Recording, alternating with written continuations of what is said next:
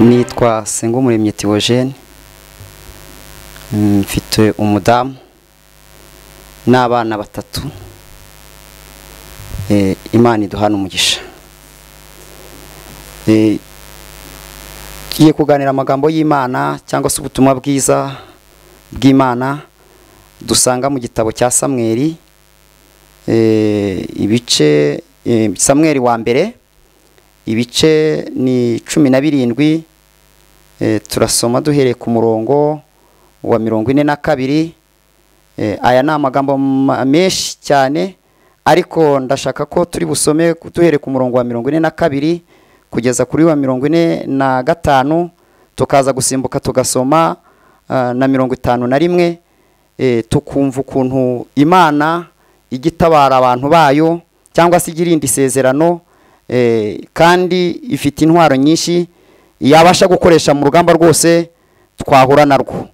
Reka tubanze dusenga Imana, hanyuma dukomeze no kuganira amagambo y'Imana. Data wa twese uri mu ijuru, turagushimiye kuri uyu munsi kuba turinze ukaturindana n'abakwizera bose n'abo waremye bose. Izina ryawe nirihabwe icyubahiro.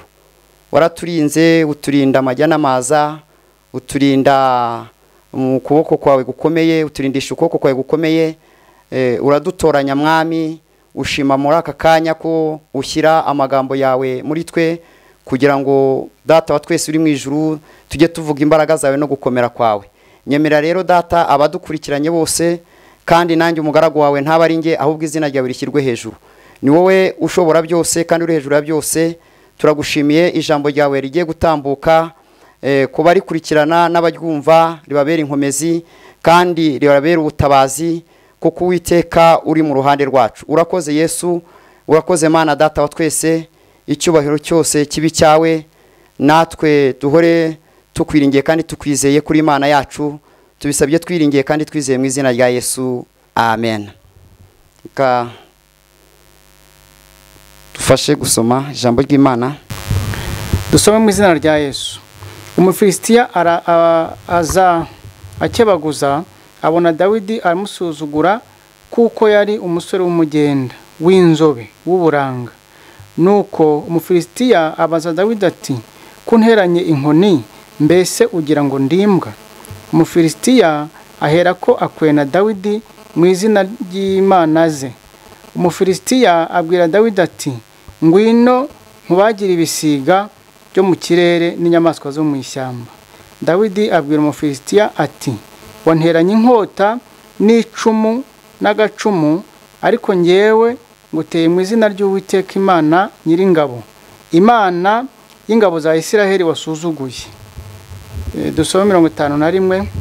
Dawidi aravuduka amuhagarara hejuru, asingira inkota ye, ayikura mu rwubati rwayo, aramuhorahoza rwose, ayimucisha igihanga.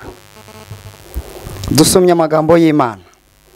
Atubwiye iki? Cyangwa se ashaka kutumenyesha iki? Haleluya. Uyu ni Dawidi Imana yateguye, imutegurira mu ishyamba. Ntiyari afite amahirwe yo kwiga, cyangwa se amahirwe nta amahirwe yagize nk'abakuru be, ahubwo amahirwe yari afite yari kujya kuragira intama zasi. Ariko aho hantu aho yari ari mu ishyamba, Imana irahamusanga, iramwishimira, igiraho inatekereza kumwimikisha amavuta nk'umwami, nk'uzaba umwami. Aha rero amagambo y'Imana dusomye muri ibi bice 42 bitweretse ukuntu Umufilisitiya yaje akebaguzo. Cyari igihe cyo yaraje asuzugura Abisirayeli. Abisirayeli Imana yari yarabavuzeho, yari yarabetekerejeho, ariko baza kugira Umufilisitiya cyangwa Abafilisitiya, ntago barabasuzugura. Harimo Umufilisitiya wari uyoboye abandi, munini cyane, mugari, asuzugura Abisirayeli, ajya abasuzugurana n'Imana yabo. Ariko haleluya, Imana iri mu ijuru ireba, Imana ishimwe kuko Imana igituvugaho, Imana ishimwe kuko Imana yadutekerejeho, Imana ishimwe muntu w'Imana unkurikiranye, muntu w'Imana, Imana yavuganye nawe, wikanga wikangwa n'umufitsi uri mu kukurwora, wikangwa n'umufitsi uguteye ubwoba, wikangwa n'ibiguteye ubwoba. Imana yavuganye nawe, ntaho yagiye, iracyafite amaboko, iracyafite ingabo. Imana ishimwe. Igihe kimwe rero ngo asuzugura Abisirayeli, ngo umufitsi yasuzugura Abisirayeli, abasuzugurana n'Imana yabo. Ngo ariko igihe kimwe ihagurutsa Dawidi, imaze kumuhagurutsa ngo ajya ku rugamba, ngo ageze igiye kureba bene se, asanga bibereye mu myobo. Ariko Imana iramukoresha, aha mu ishyamba yaragiye intama. Imana yajyaga imutiza imbaraga. Akimara kwinyimikishwa amavuta, idubu yazaga gufata intama, Dawidi agafata urwasaya rw'intare akayishwanyaguza, afata urwasaya rw'idubu. Hanyuma Dawidi, Imana kuko yamwimikishaho amavuta kandi afite imbaraga z'Imana, afata urwasaya rw'idubu nawe yarushwanyaguza. Ubuhamya bwo mu ishyamba Imana yabananye nawe n'izi mbaraga. Yageze imbere y'umwami, aramubaza ngo umufitsi uri hariya, wa mwana wabona wamushoboza iki? Ingabo ko zananiwe, twese twibereye mu myobo, twese igihugu gifite ikibazo kubera ubwoba, uramushoboza iki? Amuha ubuhamya, amubwira yuko Imana yamanye nawe mu ishyamba, ikamurinda amenyo y'intare, ikamurinda amenyo y'idubu, izabasha kumurinda amaboko y'umufitsi utarakebwe. Haleluya. Imana ishimwe. Ndagira ngo nkubwire muntu w'Imana, wowe nkurikiranye, humura, wicika intege, komera kuki Imana yavuganye nawe. Hari iki Imana yavuganye nawe, hari Imana yakurinze, hari ibyo yagutambukije, n'ubu hari ibyo igutambutsa. Rero umufilistiya, uyu mufitsi yaba ikibazo ufite, uyu mufitsi yaba uburwayi ufite, uyu mufitsi yaba uyu mufitsi mbabwira yaba ntabwo ni umufilistiya, umufitsi utifuza iterambere ryawe, umufitsi utifuza ko ejo watera imbere. Ariko ndagira ngo nkutangarize, humura, wikuka umutima, Imana iri kumwe nawe, yaguhamagaye, iracyahari, iracyafite amaboko, iracyakomeye, izina ryayo nirihabwa icyubahiro. Ngo Dawidi arangije icyo nshaka kubona, ndashaka guhera kuri uyu murongo twasomye wa 42, ngo umufitsi ngo aza nk'uko byari bisanzwe, ngo aza akebaguzwa, ntiyamenya ko ibintu byahindutse. Hanyuma ngo araza, ngo akebaguzwa, ngo abona ngo umusore Dawidi. Ndashaka kuvuga ku bintu Dawidi byamuranze muri urugamba. Ngo yari umusore w'umugenda, ariko ngo Bibiliya itubwira iki? Itubwira yuko yari umusore w'uburanga. Imana ishimwe. Ndakwifuriza mwene data, nubwo uri mu kibazo kiguteye ubwoba, uri mu ntambara, nkwifurije Imana iguha uburanga mu izina rya Yesu Kristo. Imana iguha uburanga kandi Imana iguha ubwiza mu izina rya Yesu Kristo. Imbere y'ikibazo ufite, imbere y'urugamba uri kurwana narwo, ntucogore, ahubwo Imana ikwambika ubwiza. Imana ishimwe.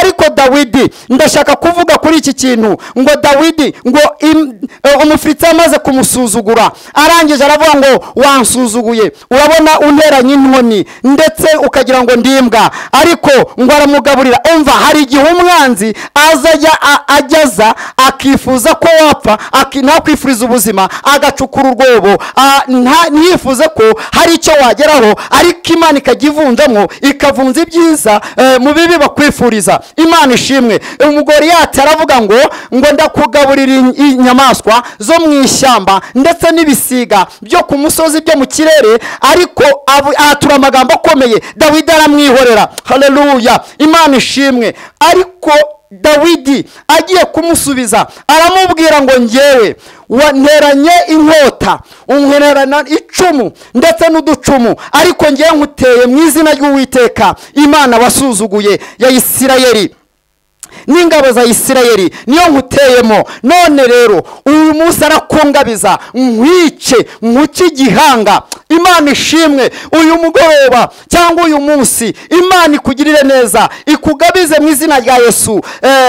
Ikugiri intambara urwanye muri iyi minsi cyangwa izo urwanyemwo, Imana izikugabize mu izina rya Yesu. Ikugabize umwanzi, umuce igihanga. Urwo rugamba ntubu urwawe, ahubwo rubu rw'Uwiteka. Uwiteka bari urwirwanirira. Imana ishimwe. Ku murongo wa 51, hanyuma hatubwiye ngo iki? Ngo Dawidi, simvuze ubwo ngubwo uko yashyize mwibuye mu muhometso akaritera, ahubwo mvuze turasimbutse nawe uzisomere. Aravuga ngo Dawidi aravuduka, yavudutse bigenze bite? yari amaze kubona Goliyati yikubise hasi, aravuduka ngo aragenda amuhagarara hejuru. Uwiteka akugabize ibyo uhagarara hejuru, ibyo umaze iminsi urwana nabyo, Imana ibikugabize ubihagarare hejuru mu izina rya Yesu. Ubice igihanga mu izina rya Yesu. Intambara umaze iminsi urwana, Imana izikugabize mu izina rya Yesu, uzitsinde mu izina rya Yesu. Ngo aravuduka aragenda ngo amuhagarara hejuru. Uwiteka agira ibintu ahagarika, agira ibintu aguhagarika hejuru mu izina rya Yesu Kristo.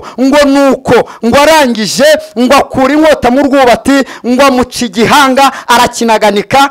Imana ishimwe, Uwiteka akuneshereze, Uwiteka akorane nawe mu izina rya Yesu Kristo. Imana iguha amashimwe, Imana ikunamure, Imana ikugirire neza wa mubyeyi we, Imana ikwiteho wa mugabo we, Imana ikugirire neza wa musore we, wa mukobwa we. Nuko Imana ikugirire neza mu izina rya Yesu. Urwo rugamba ruwurwa Uwiteka ni urwawe, ruharira Uwiteka. Uwiteka ntajya aneshwa, Uwiteka aranesha. Navuga ngo muri iri jambo nakubwiye ngo komeza wizere Uwiteka, komeza icyo Imana yavuganye nawe, wicika intege, witentebuka kubera intambara y'urugamba urimo, kubera wenda intambara z'imiryango, kubera intambara z'abaturanyi, kubera intambara z'uburwayi, kubera ndakubwiye ngo humura, nje kukubwira ngo humura. Yaguhamagaye, yakurinze cya gihe nubira cyakurinda, yakurinze muri bwa burwayi, yakurinze ujya kubyara uri kwiseta, yakurinze uri ku gisasiro, yakurinze ya makuba, yakurinze ya nzara, yakurinze bya bikombe, yakurinze ka kagambane. Nubira cyahari n'ubu ngubu, yaguhaye kubaka, yaguhaye kwiga, nubira cyahari. Humura, ibyo ari kukubuza kwiga birahari. Humura, data wa twese waguhaye kwiga izaguha n'ibyo ukora. Imana ishimwe, komeza uyiringire, komeza uyizere, wicika intege. Wibuka cya gihe yabanye nawe, wongere uyiringire, wongere uyizere. Mama nkurikiye, papa nkurikiye, musore nkurikiye, mukobwa nkurikiye, ndakubwiye ngo komera. Humura, data wa twese afite ingabo ari mu gutoza. Yaguhagurukiriza Dawidi mu gihe nk'iki, yaguhagurukirije intwari mu gihe nk'iki mu izina rya Yesu Kristo. Ahubwo ndagusabira ngo iguhe uburanga, ntukonkoboke mu maso imbere y'umubisha wawe, imbere y'umwanzi wawe. Umwanzi, ndagira ngo mbibutse ngo umwanzi dufite ninde? Umwanzi dufite ni Satani.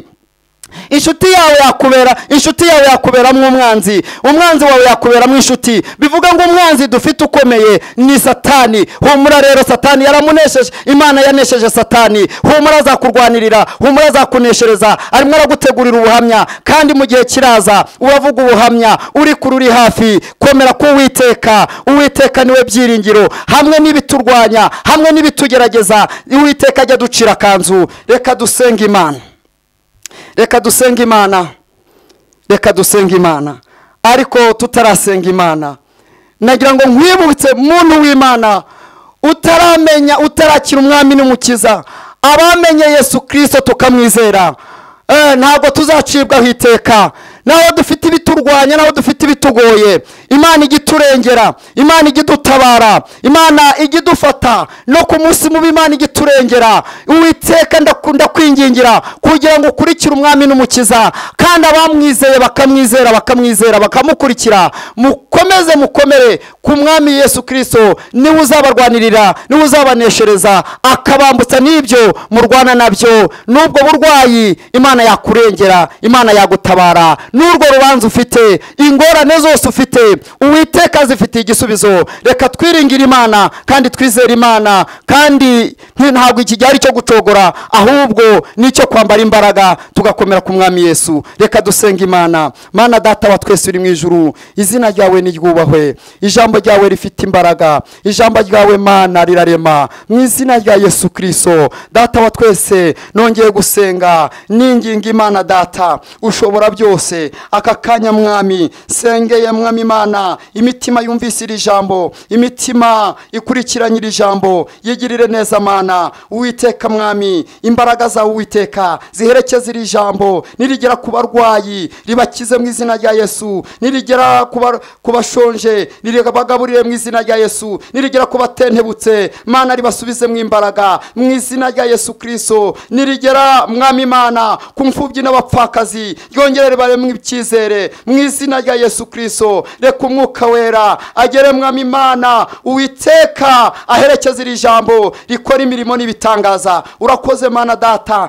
senze nsaba mwami imbaraga z'umwuka wera kugira ngo zidukomeze mu gihe nk'iki, kugira ngo mwami Imana yacu udufate ukuboko kandi